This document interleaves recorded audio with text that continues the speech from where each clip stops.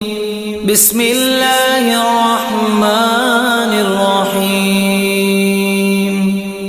الرحمن علم القرآن خلق الإنسان علمه البيان.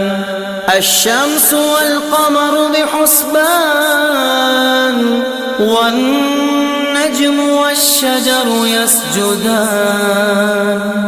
والسماء رفعها ووضع الميزان ألا تطغوا في الميزان وأقيموا الوزن بالقسط ولا تخسروا الميزان. والأرض وضعها